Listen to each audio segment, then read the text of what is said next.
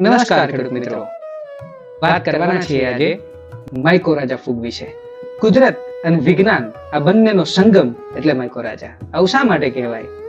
તો કે ફૂગ છે ને એ કુદરતી છે, એ કુદરતે નિર્માણ કરેલું છે અને વિજ્ઞાને તેમનું સંશોધન કરેલું છે. કેવું સંશોધન કે આ ફૂગ કેવી રીતે કામ કરે છે, છોડની અંદર એમનો શું રોલ હોય છે અને એનાથી થતા ફાયદા એ આજે આપણે ચર્ચા કરશું આ વિડીયોની અંદર. માઇકોરાજા શું છે? તો માઇકોરાજા એક લાભદાયક ફૂગ છે. કહેવાય ને કે એક બેનિફિશિયલ ફંગસ એટલે માઇકોરાજા છે. એ છોડના મૂળ સાથે સહજીવન એટલે કે સિમ્બાયોસિસ બનાવે છે, તેમની સાથે જોડાય છે અને એ આગળ વધે છે. છોડના મૂળને વિસ્તારે છે અને જમીનમાં રહેલા જે પોષક તત્વો છે એને ખેંચે છે. છોડને એક કુદરતી રીતના છે ને મજબૂત બનાવવાનું કામ છે એ માઇકોરાજા કરે છે. એટલે આ છે માઇકોરાજા. એનું કામ કઈ રીતે થાય છે કે જમીનમાં રહીને એ માઇકોરાજા કઈ રીતનું કામ કરી દેખાડે છે? તો માઇકોરાજા જમીનમાં રહીને એક નાની નાની ઝાડીઓ બનાવે છે. જેમ કરોળિયાનું ઝાડું હોય એ જ રીતનું માઇકોરાજાનું જમીનમાં રહીને મૂળ સાથે જોડાઈને એક ઝાડું બનાવે છે અને તેના કારણે આમ કહેવાય ને કે મૂળનો વિસ્તાર વધે છે અને જમીનમાં રહેલા જે ફોસ્ફરસ, પોટાશ, અન્ય એવા સૂક્ષ્મ તત્વો જે છોડ માટે ખૂબ જરૂરી છે એ ઓબ્ઝર્વ કરવાનું, એ શોષવાનું કામ છે ને એ માઇકોરાજા કરતું રહેલું છે. તેમજ એ પાણીને પણ સંગ્રહ કરે છે, પાણીને વધુ ખેંચે છે, એ માઇકોરાજાનું કામ છે. સાથે સાથે ઉનાળુ પાકમાં એમનું શું મહત્વ છે?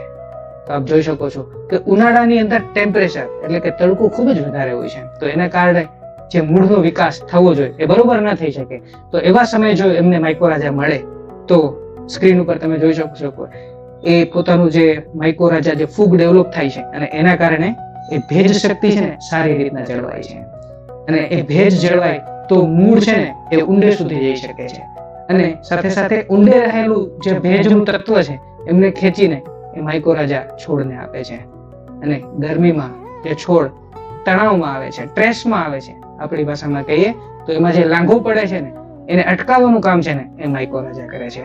એટલે આવો મહત્વનો રોલ છે ને એ ઉનાળુ પાકની અંદર માઇકોરાજાનો રહેલો છે.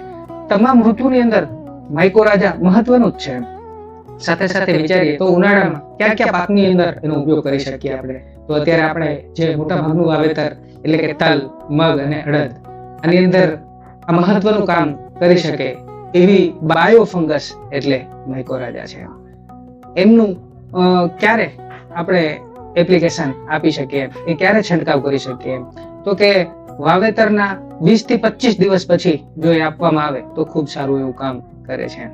કારણ કે આમ જોવા જઈએ તો શરૂઆતમાં પાયામાં ન આપવું જોઈએ, કારણ કે એ સમયે આપણે ડીએપી, ફોસ્ફરસ જેવા અન્ય ફર્ટિલાઇઝર આપવા હોય તો એમની સાથે માઇકોરાજાને ડેવલપ થવામાં થોડી તકલીફ પણ થઈ શકે. પરંતુ 20 થી 25 અને 30 દિવસના સમયગાળામાં તમે જો માઇકોરાજા આપો તો જ્યારે પાયામાં આપેલા જે ફર્ટિલાઇઝર છે એને પાણ મળતાની સાથે એ ઘણા બધા સોલ્યુબલાઇઝિંગ થઈ ગયા હોય છે, તો એમની અસર પણ ઘણી બધી ઓછી થઈ ગઈ હોય છે અને આ સમય ખૂબ મહત્વનો હોય છે. એ સમયે જો 25 થી 30 દિવસે માઇકોરાજા આપવામાં આવે તો એ સારામાં સારી રીતના ફેલાય છે, ઝડપથી એનો વિકાસ કરે છે અને સરળતાથી માઇકોરાજા છે એ મૂળમાં જોડાય છે. સાથે સાથે એમના પ્રમાણની વાત કરીએ તો 2.5 વીઘાની અંદર 4 કિલોની બેગ વાપરી શકાય, જે ગ્રેન્યુલ ફોર્મની અંદર આવે છે. તો એટલું પ્રમાણ એના માટે ખૂબ બેસ્ટ રહે છે. કેવી રીતે આપી શકાય? તો માટીમાં મિક્સ કરીને આપણી પાસે જો કોઈ છાણિયું ખાતર હોય તો એમનું વ્યવસ્થિત પાવડર બનાવીને અને એમની સાથે ભેળવીને વ્યવસ્થિત ભેજ આપીને એ માઇકોરાજા ઉડાડ્યા પછી પાણી આપવાથી સારી રીતના ડેવલપ થાય છે.